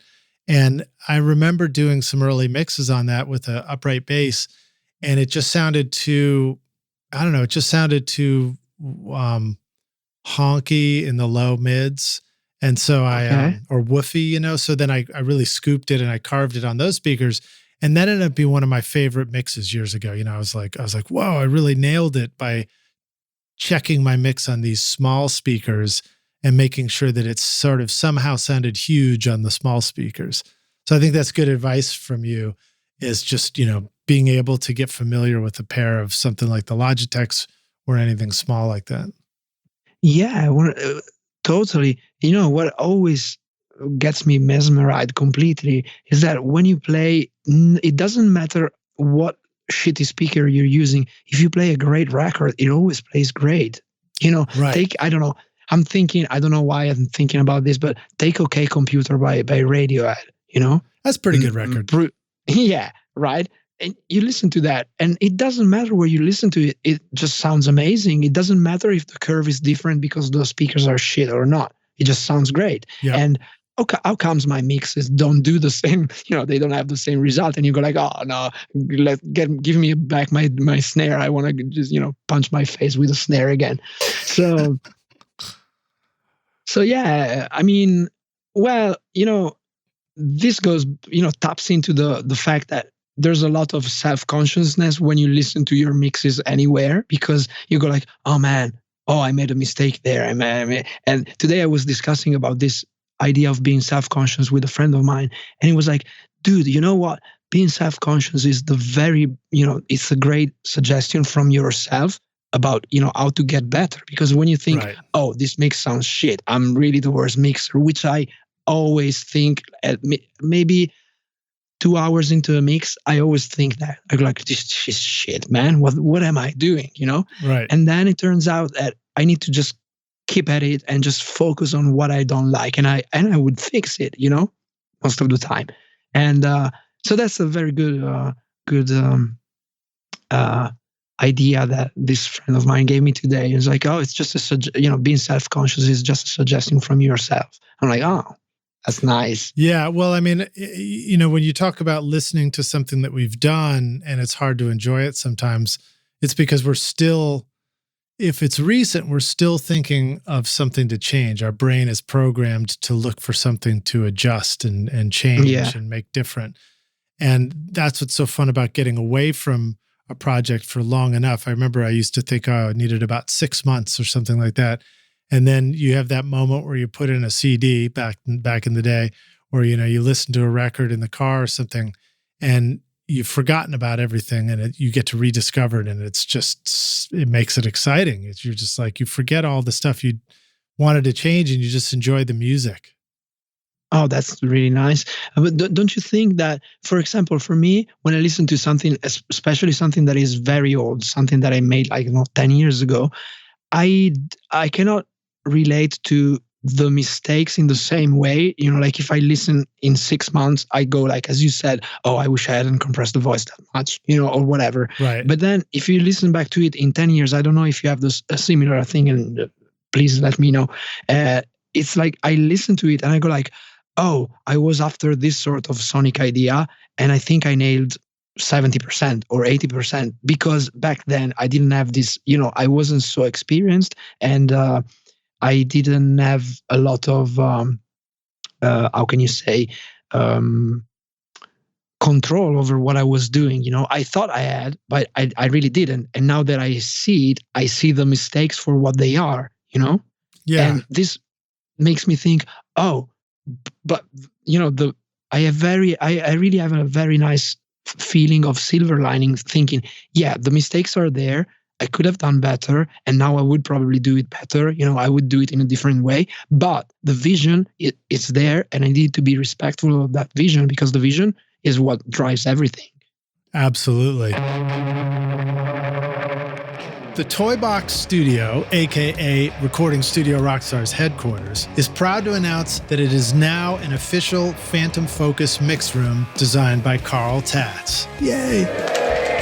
The beautiful new control room includes Carl's acoustic lens room treatment with the PFM HD 1000 master reference monitors laser aligned for holographic stereo imaging and depth of field with accuracy from 20 hertz to over 20 kilohertz. I've never mixed on a speaker system this awesome before, and it feels great. I used to feel like I would commit to a mix, cross my fingers, and hope that it would translate to the real world. But now, when I dream up a sound that I want to create in the studio, I just turn the mix knobs, and the Phantom Focus monitors tell me truthfully when I get it right. Amazing. Check out my complete interview with Carl Tatz on episode 50 of the podcast and discover the secret to massively improving your monitor setup at carltatzdesign.com/mixroom-mentor.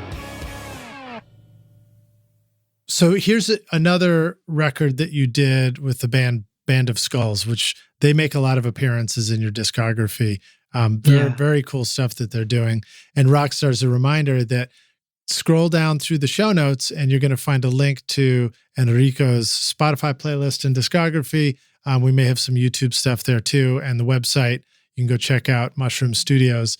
But this particular track, Band of Skulls, Sick and Tired, it's just a great, cool sounding track. It's looped drums, fuzzy bass, and you have a number of songs in your playlist that really it's like a good interaction between bold,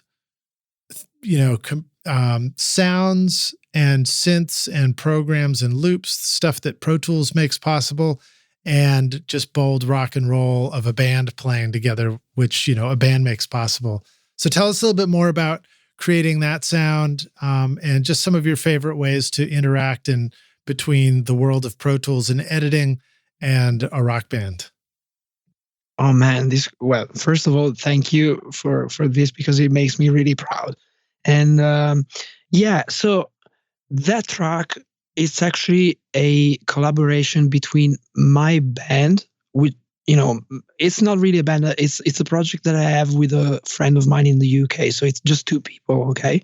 And between me and him, we play everything, because he's a great multi-instrumentalist. So he's so annoying. He's he has such a massive talent. He can play the drums, the piano, sing, bass, whatever, and nice. Effortlessly. I love him. He's a great friend. Tom Van Heel. He's actually session playing for Paul Weller. Okay, so the guy knows what he's talking about. Okay, and we've been making music throughout the years.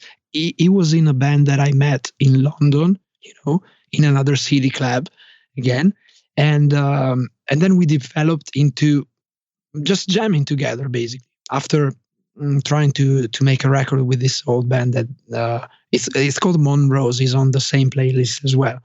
Anyway, I think it was 2017. We just locked ourselves here in the studio and just jammed without any sort of borders. We didn't set any rule. We just said, I think we were both in an headspace where we needed to just basically have fun. Yeah. And that's what we did.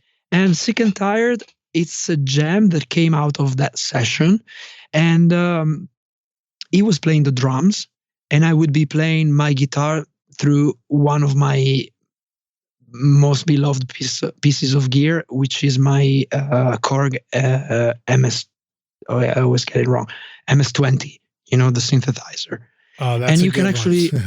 Yeah, you can get with the guitar into a frequency to voltage converter embedded in the synthesizer and drive the actual oscillator with your guitar.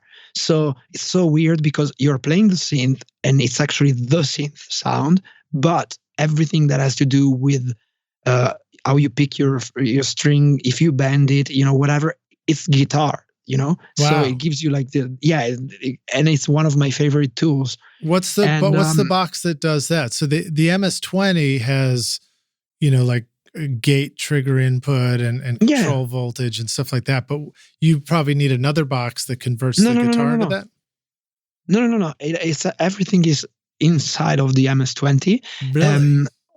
To the right, the lower sets of inputs on the right side of or where you have the patch bay, let's call it, the lower holes just on top of the knobs, you have input, output, and then you have different sets of outputs that are, pre or post filter. And you can get in there, and then from there, your whatever instrument emitting a frequency gets translated into voltage, and with the patch cord you just go into the oscillator and you just drive the oscillator from there. Hell yeah. And then you have another, it's so cool, man. It's a little bit fiddly to actually set, because, well, first of all, it's monophonic, so you need to put a lot of consciousness on your playing, because you don't have to hit two notes at the same time, otherwise it freaks out. But sometimes the harmonics coming from a string, they're enough to make the oscillator freak out, because maybe you're playing let's say you're playing like a low E on the guitar, and then the frequency to voltage converter picks up a very high harmonic. It might go do-re, sort of nice. situation. So you have to, in that case, if you know that you're going to play on the low register of the guitar, you will probably filter the frequency with the embedded filter, so you only hear boom, boom, boom, boom, boom, like that, and the converter just works on the low frequencies, Right. You can turn the tone knob down on the guitar, for example. Oh, yeah. Oh, yeah. That's actually a very good one. I never thought about that. Nice. Thank you. Hey man, so you need to have me there. You need to have me there. Yeah. I told you have to come over. So yeah, I would be playing that one with Tom on the drums, and we came up with this jam. And what we do, this band is called Higher Peaks, and it's my main creative output. Yeah, so far, because that's Nice. when I do some stuff, I probably do it for that sort of project. And so we had all these jams in an hard drive, and we fall in love with some jams specifically, and we work on them. So maybe we layer stuff if we already have a little bit of a structure going on, or maybe you build the structure with Pro Tools, or another great love of mine, recent, Ableton Live. So yeah. I've been a very, very long time user of Pro Tools, and I love it. I even got, back in Pro Tools 11, I got the certificate for Pro Tools Expert. So I know my shortcuts, and I'm really proficient. I love it. I really do. Despite hating it at the same time because of a lot of policies of Avid. But that's another topic. But I moved to Ableton just when you're talking about arranging, structuring songs, because the way you can structure a song, it's by playing it live, because it allows you to create loops, and it has a specific window that is called the session view, where you place your loops and you can hit a button on a push or on a keyboard or whatever, and that specific loop or set of loops, which is called a scene, I believe, can be triggered with just one press. So for example, let's say you came up with 3 ideas. Could be a potential chorus, a potential middle 8, and then a potential verse. If you had to build a structure on Pro Tools, it's just mind-numbing, copy and paste and moving things around, and that's all right with me. I did that for so many years. But then I thought, how cooler would it be if I could actually play my structure? And then when I learned that I could actually do that on Ableton, I freaked out. Lish is so good. It's so good because you're sitting there, okay, I'm a little bit of a stoner, so I'm there, and I'm just vibing with my track, and I go like, oh man, I just want to play on top of it, and I don't know if I want to play on 4 times around or 8 times around or 6, whatever. If you can just loop it and jump from that loop to the next one at the press of a button, you can do it. You can be playing the guitar and do it with a foot switch. I programmed a MIDI foot switch, and I can do that. So I would be playing my guitar on top of my structure, and then if I wanted to go from the verse to the chorus, because that's what I felt there and then, I just press the button on the foot switch, and it just goes to the thingy and to the chorus, and it gets recorded. And the beautiful part is that it gets recorded on the equivalent of a regular editing window, and then you can take this thing you did on the editing window and you can edit them as you would do on Pro Tools. So let's say let's say I was a little bit stoned and I played for 16 bars and I really should have played for 8. It's not that I need to trash my arrangement. I just chop off the 8 bars that I don't want to, and I just removed it. So it combines the both of the words, and I sort of dived into that in the last maybe 3 years, and I switched from one DAW to the other one. Of course, the main one stays Pro Tools because I know it inside out. And I also know when something is sounding good or sounding bad, I sort of pick up on it. Whereas on Ableton Live, I still don't know if, maybe it's the routing, maybe it's the way it sounds, whatever. Right, and I'm not sure, what I mean. So, okay, going back to... well, let me ask you a question, because I love Ableton Live, and I spent quite a long time trying to figure out how to run mics into it and then just be able to, I think I was trying to use a foot pedal too. Yeah. But to, hit a button and have it capture a loop of something and then go to the next track. I wanted to be able to like play a funky drum loop, pick up the bass, play a bass lick, play a guitar lick. And, anything else that you think of related to that, feel free to share, because I think that's pretty cool stuff. Like when you do the foot pedal, are you using the foot pedal to record the new idea in the loop, or are you using it to play back stuff? Oh man, you just opened the Pandora box here. So I have two ways of doing this. If I'm starting from scratch, let's say I'm noodling with my guitar and I go like, oh, nice, this lick is really nice, I want to put it down. Back in the days, or even right now, if Pro Tools is the open the door, I would probably hit the click track, find the closest tempo and play to the tempo, and there you go. Or the other way around, you could record yourself playing without a click and then sort of using the beat map generator to actually find the length of the bar and the tempo. Whereas on Ableton Live, you can use a looper, which is an embedded, I think it's a plugin or anyway, an instrument that I don't know the specific names because I'm a little bit too young to the dog yet, but don't get me wrong, but it's definitely called looper. Okay. So when you have the looper, there's an option that you can dial in where the looper understands the amount of bars you've been playing on your lick.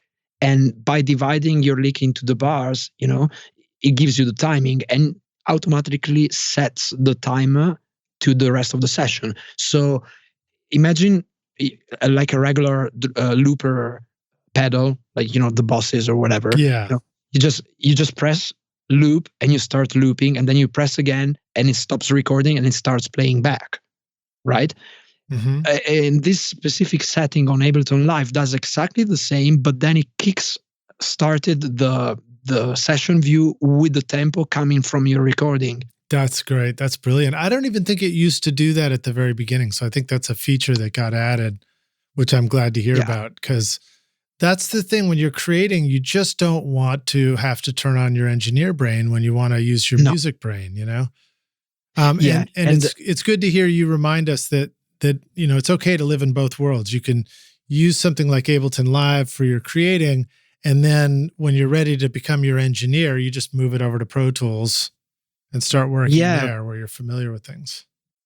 That's exactly what I do. Of course, I think more or less we are all a little bit lazy, at the end of the day. So if we find ourselves in front of the door, we are probably not going to.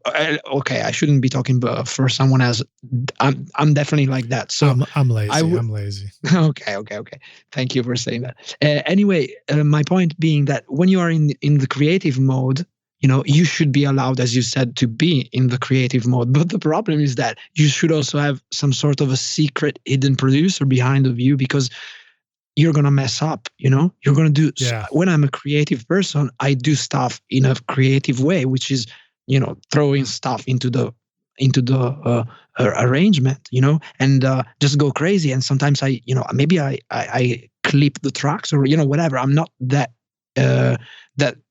tech savvy when I'm actually playing my guitars and I'm maybe high at 2 a.m., Right. So I think the problem is that, and this relates also to Sick and Tired, the problem is that you can end up having like a great vibe, but a shit sound, and you go like, oh man, what did I do here? Why didn't I pay attention to that? For example, Sick and Tired was recorded with one overhead on the drums and one kick mic, and it was a SM7 in front of the amp. I was dealing with my MS-20 and guitar, and it sounded so rough, like really rough. And I think in the peaks, it was also clipping, but the vibe was so cool that I said, you know what, we're not going to retrack this. I'm going to use this thing and I'm going to try and make it as nice as I can. But then I needed to, layer other guitars to actually get a little bit of hi-hat definition, because it was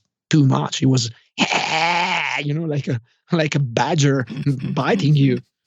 Nice. So sounds like some Monty Python movie. Yeah, exactly. The Ministry of Silly Walks. So there was another track in your playlist too, Ground Zero Hostage, which just fucking rocks. It's got like programmed drums, crunchy bass, and guitars and synths. And I made a note that it had a great guitar solo too, which sounded like a fuzz through a pitch shifter. Now I'm guessing, like, did you use the MS-20 for that kind of guitar solo right there too, or not? Tell us about that track. No. Yeah, so that would be another duo band. They are actually from Italy, but they live in London, and that's where we met. And the drummer auditioned for a band that I was playing in, and we kind of, got to be friends, and he asked me to actually work on his stuff later on in the years. And that track is one of the latest things that we did together. And no, it's not an MS-20. I am pretty positive it's a ZVEX of some sort, because that's another thing that I love. ZVEX pedals, right? They're amazing. Yeah. And I think, I'm pretty sure that track, I can state this about that track, but I really love this sort of hybrid setup, because sometimes I don't do stuff with pedals. I just, maybe use it to have the main core of the sound, but then maybe I do some weird stuff just with, I don't know, sound toys, and then print it back to something else. Yeah. Or, so sometimes I just chop notes from a guitar solo and pitch them with the, what's the name of that tool on Pro Tools? The slider. You can slide regions. Wait, which one are we talking about? We're talking about a pitch tool? Yeah. For pitch shifting? The one that, yeah. Just the old pitch plugin, just the Audio Suite Pitch 2 or whatever? No. When you have to open the boundaries of a clip, so you need to, you have to trim the beginning of the solo. Fading and auto fading? No, to the right of the fade of the zoom, there's that sort. Let me have a look. Oh man, I cannot even remember the name. It's so funny. Rock stars, welcome to we all do this, right? We're like, the button. The button, the one that you can open the clips left and right, and you have it standard. You have the scrub you can listen to, or you can make loops with that, and you can also have the time compression and expansion. Okay. Yeah. And if you just chop a note and you drag the ending of that note with that instrument, with that tool, it just gives all sorts of weird artifacts. Okay, so something can go like that. And when you get those crazy notes, my brain goes like, oh dude, maybe you need to chop them and do weird glitching sounds to them. Yeah. And that's where I get really creative with chopping things in Pro Tools, and that's where I really love Pro Tools. For example, doing stuff like that in Ableton, I find it really hard. Maybe because I have a multi-years workflow on Pro Tools, and on the other one I feel like a slow kid. I'm like, oh God, what am I doing here? Yeah. Well, so it sounds to me like you're talking about the scrub tool in Pro Tools with the speaker icon, so that you can move the mouse to the left and right, and it sort of goes forward and backwards, and you can do glitching stuff with that, which reminds me to circle back to OK Computer, because I think it was on Kid A, that was one of the sounds that that Radiohead used to open one of the tunes. And I was like, when I discovered that in Pro Tools, I was like, that's it. That's how they got that sound. It's like this, and which is a great effect. But then the $1 million question is, if you're busy scrubbing in Pro Tools, what are you recording that onto while you're creating the effect? Yeah, I remember using that thing, and you have to have another computer. Right, you got to have a second DAW, or maybe it's routed over to Ableton, which is still rolling or something like that. That's a very good one. Yeah. Nowadays you could do it with any, digital bridge. I'm thinking about Sunflower, for example. You can bridge the two and record it in another DAW in the same computer. Yes, you could. Yeah. Yeah. But I was thinking the scrubber, and also if you keep on pressing while you are on that tool over the scrub, you have the TCE, which is the time compression one. Yeah. And that's the one that you can use to actually pitch and expand or compress the notes. Right.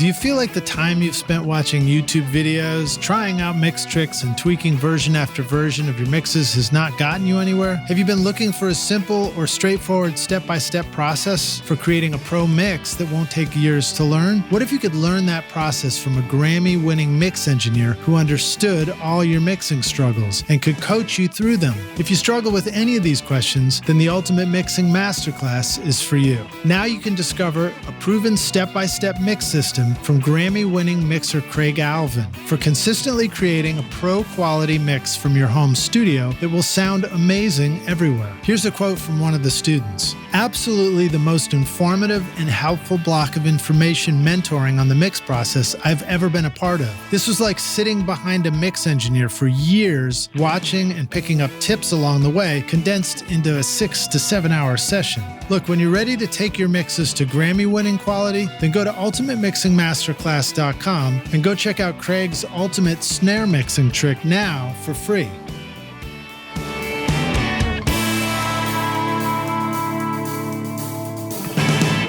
You mean by doing in Audio Suite, you can like shrink the note and make it shorter or longer? Or are you actually saying you'll hear the scrub while you're doing that?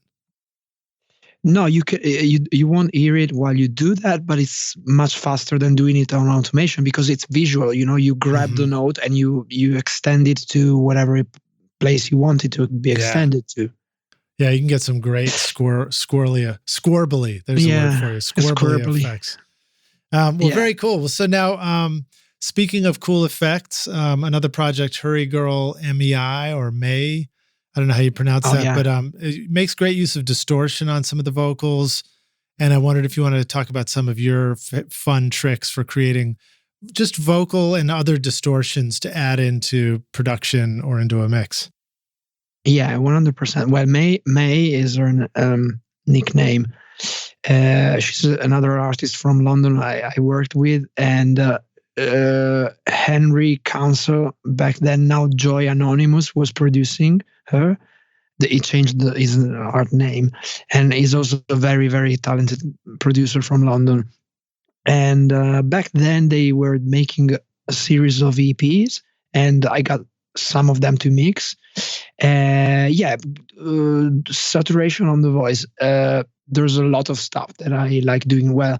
First of all, I'm a massive fan of the sound toys. So I don't think there's a person who's not a fan of those plugins because they're sick. And so the only person who's not a fan of the only person who's not a fan of sound toys is somebody who just doesn't have sound toys yet. Yeah, exactly. There you go. And so Devil Lock is my favorite. Yeah, my favorite thing probably in the world, I would dare say. And the decapitator, when you just use it tiny bit, it's amazing. I love it. But then again, I love pedals, so I have this sort of switchboard that it's called Liquid Router that allows me to have all my pedals connected, and I can come up with any routing on the pedals because they're physically connected to. It's like a digitally controlled patch bass sort of thing, okay? But it's specifically for guitars. But it also allows you to get in and out with line level signals, so you can go directly from the desk into the pedals and back. Yeah. So yeah, I do a lot of processing through the pedals, maybe parallel sometimes. Then I also love to crank up my 1178. Mm-hmm. So just crush the voice in that one. Or then I do stuff with other external boxes. So I got a few tape delays, and I have a Binson disc echo. And if you don't use it as a echo, but you just drive it hot and print it back and just sync it back to the correct space, you get a lot of nice dirt that you can use. So, that's cool. Well, I'll give a shout out too. So I love using pedals for stuff. And I'm always thinking I want to do more of that. Sometimes I go to run something through an actual distortion pedal, and it can take it to a whole new place, but it also doesn't quite. Sometimes it sounds pretty lo-fi when I've tried it, but the The tool that I've got right now is called the pedal pusher from Audio Simplified, and it's just like a dual space or single space rack unit that has a left and a right send and return, and you can flip phase and you can adjust tonality and level and stuff like that. Oh, wow. And it's pretty cool. And it has, what's really hip about it is it has a series of power supplies built into it so that you can put it on the desk, just throw some pedals on there, and then you can now plug your pedal into that and run the audio through it. So it's kind of makes it easy and quick, because those are the two things I'm always, like scrambling for, is like, where's a short cable and where's the power supply for the pedal? Oh, yeah. Oh, yeah. What's the brand of this pedal pusher again? Audio Simplified. It's a cool company. It's they make a red unit, and then it also has like a little satellite box you can put out by an amp for kind of a reamp, and you can run a cable out and reamp something through a guitar amp at the same time. But I mean, I love breaking pedals out. I mean, I love guitar day in the studio. It's just like bring all the pedals into the control room, scatter, get down. I spend all day on the floor. Like I'm just down on the floor with the pedals, messing with things. And then talking to them. Yeah, talking to them, changing pedals, plugging things in and out for the guitar player, and trying to like help quickly find sounds. And then like, reaching way up high to get to the keyboard because it's up on the desk to run Pro Tools from the floor. Yeah. But I completely relate to that. Yeah. But those are some cool tips about, running through all those other pieces of gear, and reminding us too that like an 1176 or an 1178, if you just jack the input up all the way, you get some great distortions. Yeah, you do. I do a lot of reamping as well. For example, about the Animal House Premium Mediocre album, I did so much reamping to that. So I remember mixing a couple, like there's a song, let me see if I remember the title, but no, not right now. Maybe it's Peaches. Anyway, the whole intro has been mixed through amplifiers. So I set three amplifiers, a bass amplifier and two guitar amps. So the bass amp in the middle, the two guitar amps on the sides, and I had two microphones placed in a stereo situation in front of the three amplifiers. And the amplifiers were fed by auxes on my desk. So I would be listening to the two stereo mics in my monitors, and I would be mixing with the aux ends. Wow. So you actually ran the entire mix through actual guitar and bass amps, remiked those, and then that's what you're listening to judge your final mix. That's so cool, man. I love that. Yeah. Then I did that and was like, that's so cool. And then I heard Chad Blake talking about doing exactly the same thing. And I'm like, of course. You got there just before. Of course. Chad Blake is waiting for you at the end of every path in your studio journey. Man. You'll find Chad Blake waiting for you. I wish I could find him in the woods here and go like, Chad, come here, mate. You have to tell me some stuff, I really like that guy. It's so good. Yeah, that's awesome, man. Well, so dude, this has been really super fun hanging with you, man. There's so much more we could talk about. So we may have to come back again another day. And I can't wait to come see your studio one day, do a little skiing with you in the winter months. That sounds like fun. Yeah. I don't know how good of a rock climber I am, but I'll climb a 10-foot cliff with you. Okay, that's okay. That's a good starter. Yeah. And then, but let me take us to our closing question. I like to ask this one on the podcast of all the guests, but we're going to take the studio way back machine, and you get to go back in time and find young Enrico. Boy, I don't know. Maybe you were at SAE, or maybe you were taking we didn't even get to talk about Robert Fripp guitar stuff. That must have been a lot of fun. But you go back and you find young Enrico, and you say, listen, dude, I've come back in time to give you this one bit of advice. Here's the single most important thing you need to know to be a rock star of the studio yourself one day. What advice would you give yourself, and how do you say rock star of the studio in Italian? Well, we would probably say it in English because we love English stuff. So, il rocker dello studio. Oh, that's great, man. I love it. Yeah. Yeah, well, what I would say to my younger self, I think I would say just relax and enjoy the trip a little bit more, because the journey is, the process is really the most important thing. And once you have a vision, you have to trust the process and trust yourself. And so much time spent in second guessing myself just because whatever, just because your mixes sound shit, and but your mixes will always sound shit because you will get better all the time, and Right. you will always find something that you want to slate yourself for. So yeah, relax and enjoy the trip. It's a good one, and if you do it with your heart, it's gonna be fine. Yeah, relax and enjoy the trip, because in the end, you're going to find Chad Blake waiting for you. Yeah, exactly. In the woods outside of Italy. the studio. Yeah, Enrico, all your second guessing, you're right. You're shit, mate. Yeah. But that'd be Uncle cool. Chad. Because Chad will take a really cool man. black and white photo for you when you get there too. Yeah, I don't know if you've ever seen it, but he takes these amazing black and white photographs. I think he removed himself from Instagram because I was following him, and I cannot see him anymore. Do you know anything about it? No, I don't. But I have to go check. Well, Enrico, this has been a blast, man. Thanks so much for coming and joining us on the show. Please let the rock stars know, how can they go find you? Where should they go to learn more about Mushroom Studio and your work? And of course, we've got your playlist and stuff in the show notes as well. All right. My website is probably the most, the easiest way to actually reach me, and it's enricoberto.com. Or you can look me up on Instagram or whatever, like even Facebook. As I told you, I'm not using it a lot anymore, but I definitely reply to messages all of the time. So. Awesome, dude. Well, again, thank you for joining us, and I look forward to meeting you in person, and thanks for reaching out, and thank you so much for listening, Rockstars. Thank you, Lige. It was amazing being your guest. Man, it's great to have you here, dude. Cheers. Take care. Ciao, ciao.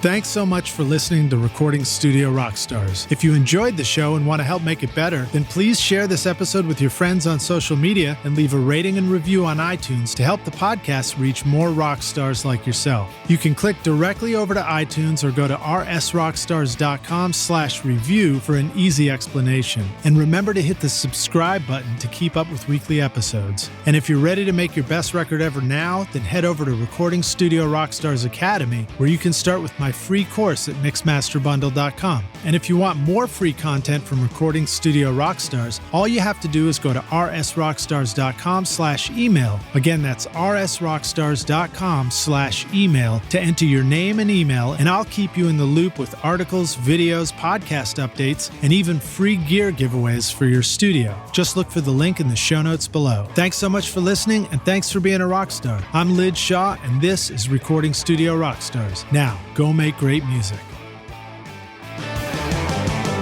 Recording Studio Rockstars would like to give a big thank you to our amazing sponsors who help make this episode possible. OWC, Spectra 1964, Samply, Carl Tatz Design, and Isotope. Remember to use the coupon codes ROCK10 at isotope.com/rockstars for 10% off any individual plugin purchase, or start your extended 30-day free trial subscription to get access to lots of plugins. And sign up for your free account at samplyaudio.com and get 2 projects now. Or use the coupon code RSR20 to get 20% off the first 3 months of subscription. Plus, use the coupon ROCKSTAR for 10% off any course at Recording Studio Rockstars Academy for a limited time. You'll find links to all these wonderful sponsors in our show notes. Just scroll down. These are all things I highly recommend for your studio. They're going to help you make your best record ever. I would also like to thank our fantastic team here at Recording Studio Rockstars, Vlad Weselchenko, Braden Stremming, and John Richardson, for additional podcast and video production. Thanks so much for listening, and we'll see you in the next episode. Cheers.